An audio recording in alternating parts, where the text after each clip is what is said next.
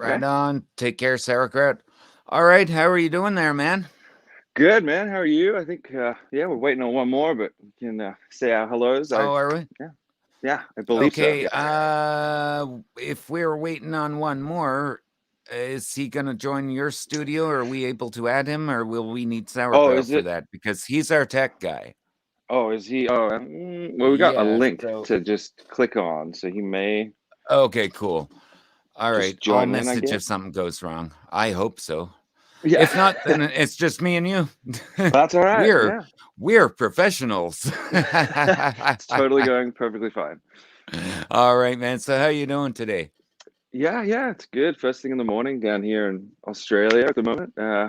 Feeling Yes, fine. that's right. Yeah. That's right, man. And I'm coming at you from Nova Scotia, Canada. Wow. Okay, that's it's a little bit of a drive. Little, yeah, one hell of a drive, I would say. Yeah. But you'd need a good car for that one, a good Yeah. boat. That's a long way, man. I've never been there. That's cool. Yeah, man. So, if you lived in Australia all your life? Yeah, I've always lived here. I mean, we've all traveled around the traps a bit, but three of the four of us are down here pretty much all the time. Yeah. Right on, right on. Um, I've always wanted to interview someone from Australia and ask you if it's as dangerous as I think it is, because you guys have like a lot of like poisonous creatures over there, We do. and like Nova Scotia doesn't really have any, so I feel nice and safe here. Like none of our snakes are really that poisonous, or the spiders get big, but they're not like venomous. And like, does it freak you out? I mean, you get used to it. It's for sure. Like we have most of the most deadly animals on Earth are here. I know, I know. uh, it's And easy hello, to Josh. forget. Welcome. Yeah. Hello, Yeah. sorry. Welcome. How you guys going? We're Just chatting talking about flora some and of other, fauna right now. yeah, I heard we're talking about some of Australia's finest. Yeah, it But is it is that 8 o'clock dangerous. p.m. here. Yeah. Damn. Oh, okay, wow. Yeah. Um, So awesome to have you guys on the show. So like what are you guys up to? Any new singles or new music? Like how's the thing going with like this whole pandemic? I know that's been really rough on a lot of musicians, right? Like not being able to tour and stuff like that. mm. How are you guys handling that? Yeah, it's Okay. definitely been interesting. We actually had a new single come out, I believe, yesterday or today, depending on where you are in the world. But it's called "What You Make It." I think that's the fourth single on this album. So I mean, we've pretty much been putting out a whole album through the last. I mean, we recorded it in May last year, which was sort of, or April, May last year, when everything was sort of kicking off. So it was Yeah. funny because at that point, like even the recording process was affected by, lockdowns and quarantines and um, Yeah. people worried about getting back to America because the singer and the guitarist were living over there at that time.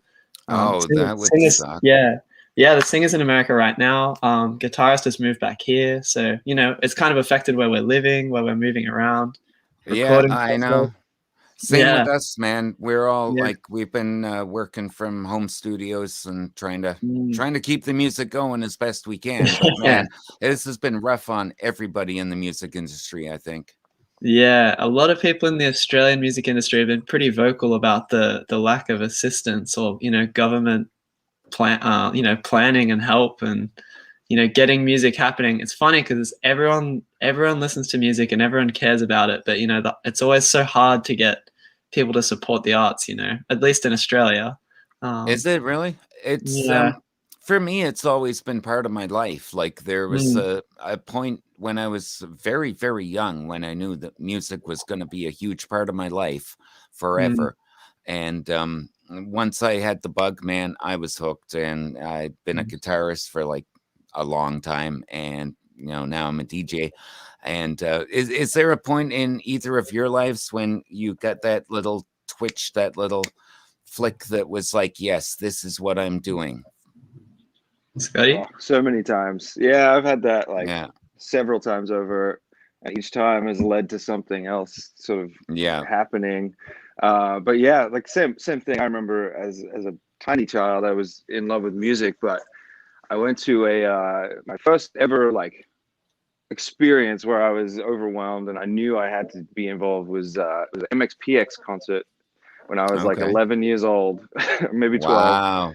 Right And on. I got taken by a bunch of dudes. We all went in like a bunch of vans. We were rolling around, like listening to music and doing all this stuff. And I was at the show and I was like half the size of everybody else. And I remember they came on and I was in the crowd and I just got swallowed whole.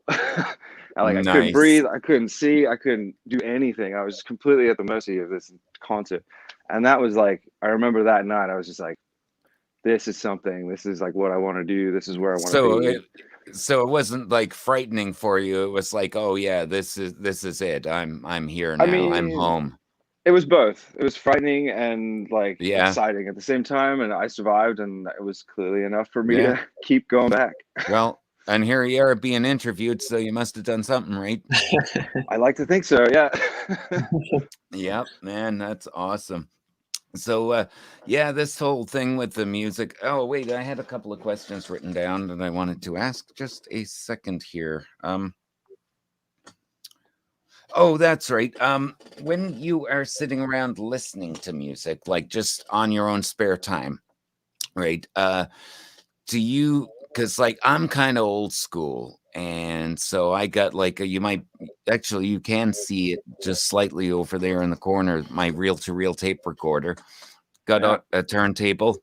Like, do you prefer like the traditional mediums, like old vinyl with the pops and the scratches, or do you go with like the digital Well, for I mean, listening? you could probably see behind me. This is my records right here. Yes. Okay. So Well, that's quite obvious. Yes. I'm a record guy for sure.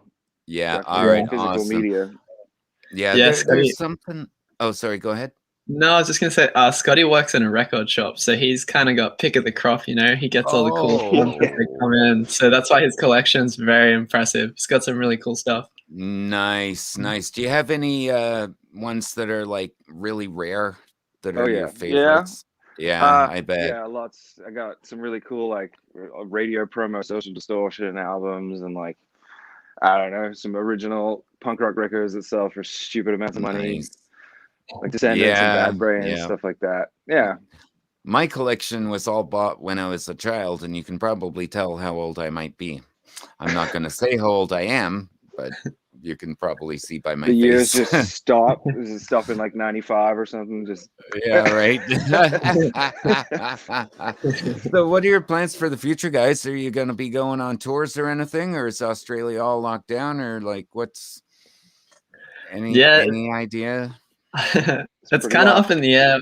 We actually just had to pull out of a UK festival just because of the closing lockdowns and quarantines here, and then travel exemptions and things like that got pretty tight as well with all that. So it's Yeah, hard to say. Like we're trying to get out and play, but it definitely feels like we're kind of at the mercy of a lot of other factors, really, I guess. So I mean, the album will be out within the next few days, and then the that plan is is to just tour awesome. as soon as we can. We just want to go play it. That's pretty much the plan. Yeah, Yeah. right. I know this whole thing has been hard on all of us, man. And like, I don't know, it's just been weird. And I'm so hoping that it gets under control so that musicians can get back to doing what they love, right? Because I mean, see, like it's weird for me because I used to play on stage too, right? And then I started being a DJ, and I don't get the feedback from the audience doing this, right? I'm just sitting behind a microphone. You don't get the gauge. Yeah. Exactly. And I've talked to a lot of musicians over the past like year and a half that this has been going on for, and I know it must be killing all of you guys. Like just driving you insane, not getting that engagement, not getting that release, not getting that thrill. Yeah, I mean, it's a thing. Like, and kind of like you said, though, it goes both ways. It doesn't really work for either side when Yeah. that whole connection is missing. So a lot of people have spent their time on streams and lives and all that, but it doesn't even come close to matching that feeling. Yeah, 100%. Yeah. So it's been tricky. Yeah, I think a lot of people have had to readjust. A lot of people are no longer playing in bands, or a lot of people are doing very different things because of that wake up moment. when that's Yes. taken away and you don't have that, sometimes you need to find another outlet, and that may take precedence over your band sometimes. It's a reality, Yes. yeah. That's right. And then there's also the other factor of like those of us who are this deeply involved in music, like we're there for a reason. It's we need it. So Yeah. like suddenly having that like taken away or suspended rather, that sucks. But anyway, guys, like hang in there and keep on rocking because like, the music must go on. I say that every day on my show. The music must go on. Absolutely, yeah. Right. And you guys, if you found a way to keep recording, that's awesome.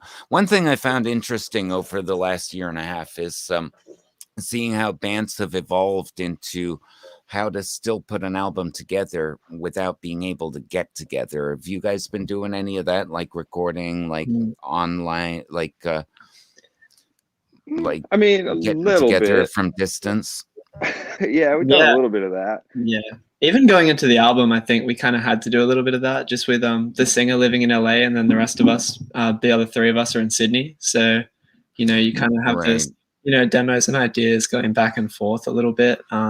We've honestly kind of taken the pandemic almost as like a little bit of a break for a period, I think. So, and it's especially weird, because the album was finished as of about mid last year, but I mean, it's only coming out now, like over a year later. So it's almost like we're hesitant to jump into what's next until we kind of can see how something next. And we kind of have to first kind of not make our peace. I mean, can't think of the right phrase, but first we have to finish this phase off before we can go into the next one. Because sometimes I worry if you rush too soon, you're kind of still in that same place you were when we did this album. And I want to, you want to make sure you're ready to do something new and different every time.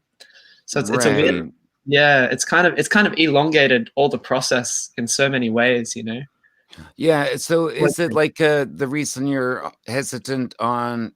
Okay, so the reason the album isn't out yet, is that because it was hung up in like production studios, or is it because you guys are hesitant to release it because you don't want to release it before you can get out and tour and like support it?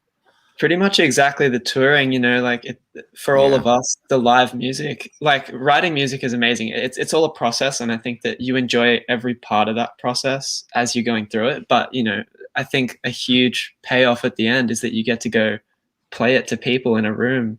And exactly. You take it to the people. And so we really didn't want to put out an album and then have it kind of sit in limbo for a year before we could go play it. We wanted to kind of like think it almost like a celebration of like, okay, like, yes, we've gotten through this and now we can go do it all together. But I mean, it's going to take a little longer now, but I mean that, that's okay.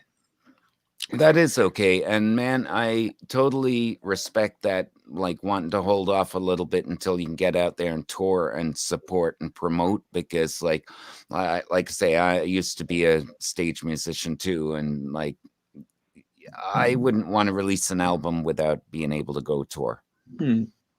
Yeah. Well, and that was like this whole week originally was going to be an album coming out. We were going to be hitting the UK for our own shows as well as a festival.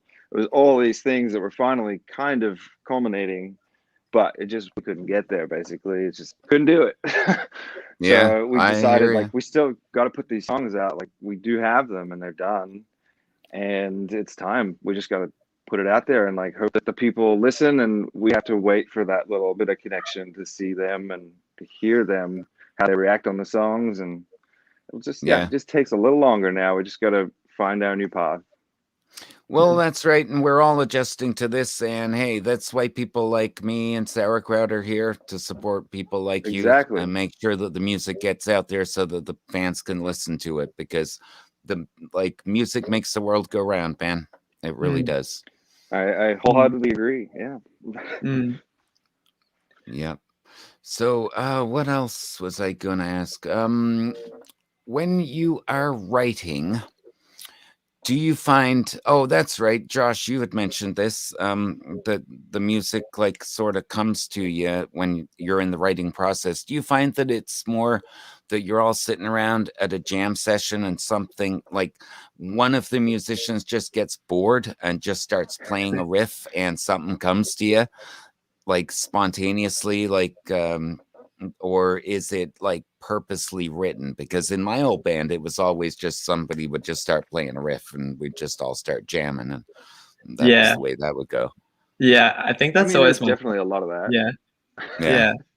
It's Yeah, it's always like, I think with us it's like slowly become a bunch of different ones. Like every song has a slightly different. I think distance is also a factor in that. Like we used to be really big on writing in the same room and sitting down and just like that, you know, just everyone kind of noodles around in their own, and then, you know, maybe 20 minutes in, half an hour, and someone's like, hey, I've got something, like, you know, what do you guys think of this? Like, and that's always been, that's my favorite way to write, you know, and that still definitely happens so much in the studio, you know, if someone's like, hey, we're going to go do vocals for the next 8 hours, it's kind of like, okay, cool, we're just going to sit here and jam and goof off and have fun. And, you know, sometimes you come out with a demo at the end of those days, you know, so you can be productive while you're not needed, you know.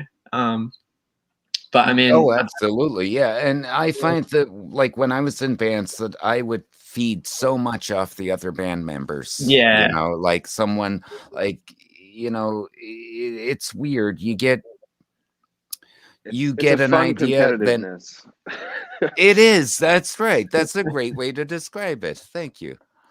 Yeah, it's like, and I think that happened with this record too. Like, we had a few different kind of vibes that we were picking up, and we were like, these are fun, and that definitely inspired more songs in those worlds, or for us to step back and write something else. And I think ever since I've joined up with these guys, like, we've definitely, the jamming is a big part of it. I have like just so many phone recordings from sound checks and jam rooms of us just playing riffs for 10 minutes. But then there's songs that we really like sat and worked at.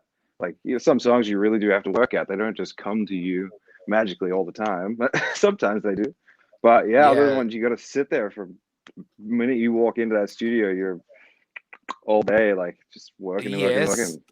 I hear that. So that's the way I was when I was playing, was like, someone comes up with a certain riff and you're just like, yeah, this is awesome, we need to work on this. And then it's like 12 hours straight of just working on it, right?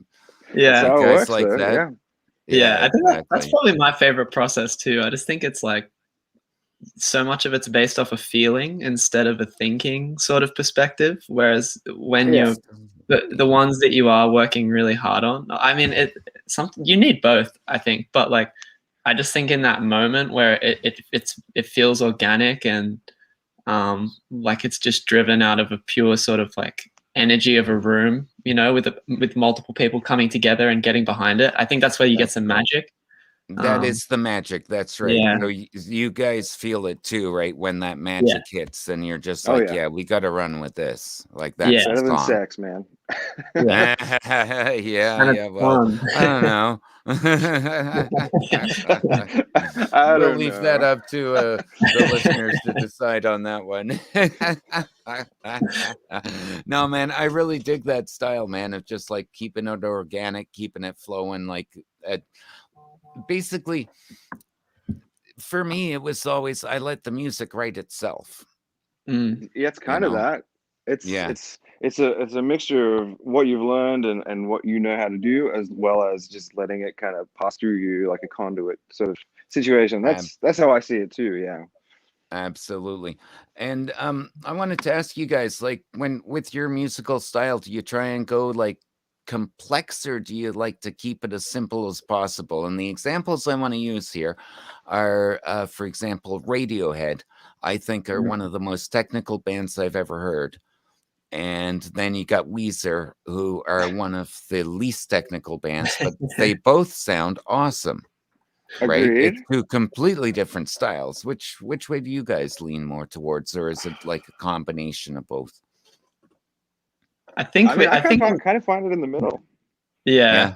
Josh? I was going to say on the spectrum, I'd say it probably comes out more towards the Weezer end in terms of the output. But in terms of the input, I think most of us actually like listening to those sorts of bands, you know, the complex, you know, my favorite albums have always been the ones where you can kind of like scratch it at the surface level, and then 20 listens later, or 5 years later, or 10 years later, you can come back and you can pick out some little layer or some little sound or some little line that you've never noticed before. Yes, Like, they're my favorite records in the world. So like, definitely. yeah. So I mean, I mean, whether or not that shines through in our record, I guess that's up to listeners to decide. But I mean, Yeah.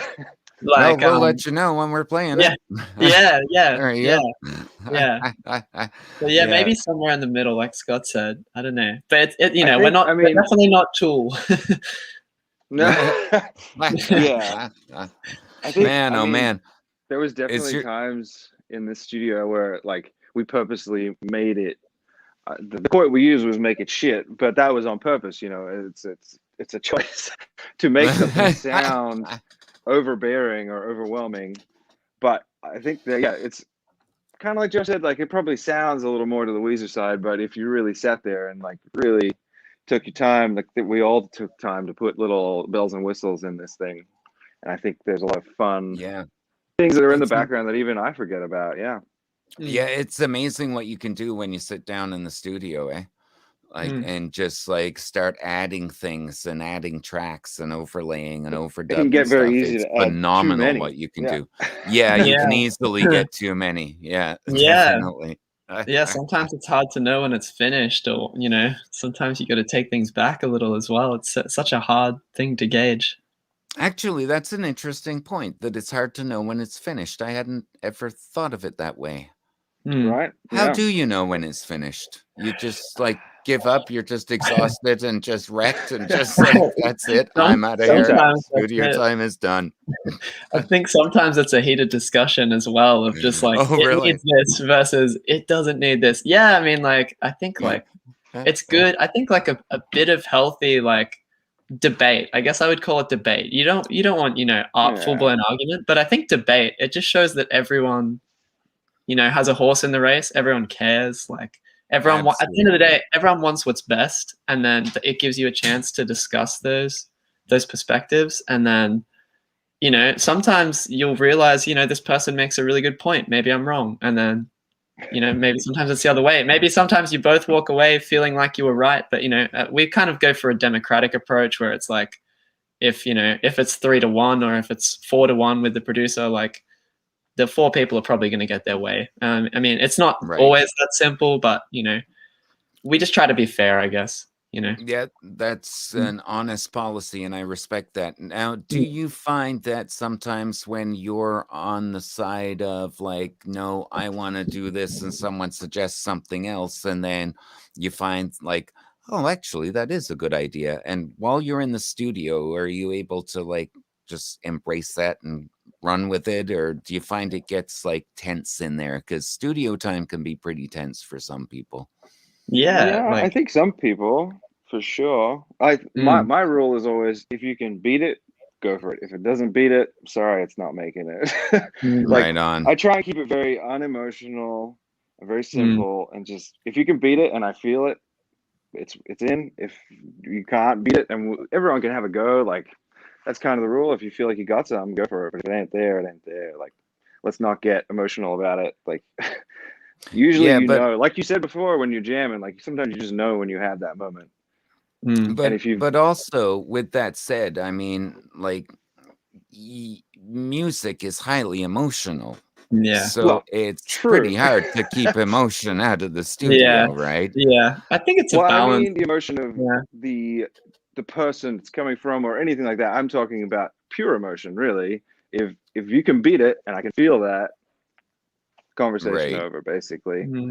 Like, right. Everybody will know in a few seconds whether that part that you want to add is worth adding or not, really. And if it's for discussion or it needs a bit of time, then it takes a minute and we go and sit with it and we debate. Just if it's necessary, and then if we don't even get to that conversation, then it's in, basically, you know? Yeah. Yeah, I think for some of those things, we've literally bounced like 2 different versions of a song, you know, one with this melody and one with this melody, and then like, that's, you know, cool. And sometimes you have to go sit with it for a bit. And I think a good way of gauging it is, which one do I want to listen to? You know, like, do I find myself listening to the first one or the second one when I go back to it? That can be really helpful as well. That's a really, really cool plan. I like that. That's awesome. Jack White actually does that. When Oh, he really? when he released his I forget what album it was, but he did his tour, and he toured with two different bands, and he made sure that his tour manager didn't tell him which band he was performing with that night, so that every night he stepped out on stage and both bands played, like, it was all the same songs, the same set list, but he had recorded them in two different ways with the two different Right. bands. And then he stepped out on stage, and it kept him on his toes, he said. And Well, so yeah, he'd that's just step out and figure out how to play, like, right then and there on stage. Like, that's quite brilliant, I gotta say. yeah, Wow. not bad, man. Yeah. That's a good way of keeping the live show like on its toes and exciting for him as well, you know, and the audience. Because that's always a challenge Exactly. too, you know. You don't want it to start feeling like rote memory and just, you know, you're just doing the same thing over and over every night. It starts to get a bit lazy and rehearsed. I think it's cool to keep it like exciting and, you know, Yes, unique. and You want to offer something unique every night. yes, exactly. And it's like you gotta keep yourself, I guess, as a band member in the state of mind that this is for the fans. This has to be exciting. You know, you don't want to get into this drudgery of like, oh yeah, I'm playing these chords again type Yeah. thing, right? It's like, Yeah. yeah, I'm playing this song again type situation, right? Yeah. Yeah, it's clever, man. It's amazing interviewing musicians and having been one myself, like just all of the different things that we do to just keep it fresh, you know, keep it real, keep it for the fans, keep it for the Yeah. listeners. Mm. Yeah. All right. What's next? Let's see. Well, what do you guys got to say? I'm lost. I'm yeah, relatively new to interviewing. Oh, dude, this has been great. I'll be honest with you. I think it's nice to chat to a fellow musician. It's not something we always get to do. So it's good to focus That's on the true, yeah. musical aspect of it, you know. I think getting to have an interview where music is first and foremost what we're discussing is just like it's a nice breath of fresh air. Like I'm enjoying talking about music. Well, Yeah, like, just talking okay, about you. you're a band, so like, what do most of makes your sense. interviews go like? What are so? What are your thoughts on gardening? You Yeah. know? True. Some people want to talk about TikTok a lot more than music. Yeah, but it's Oh an God, nah. interesting time for the industry, that's for sure.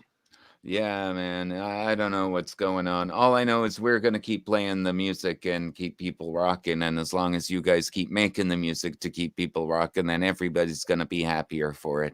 I agree. That's the Yeah, way I I think look that's all at we can things. do. That's Yeah. right. Yeah. That's right. Yep. So what time is it over there now? It's got to be like Oh. 9:30ish. Yeah, about About that, I 9:30 in the think. morning. 9:30. So you guys are starting your day and I'm ending mine. Yeah, Yeah, yeah. that's about right. Yep. 8:30 here, and I did Oh, 3 wow. radio shows today. For Damn. God's sakes. Yeah, I know, right? It's ridiculous.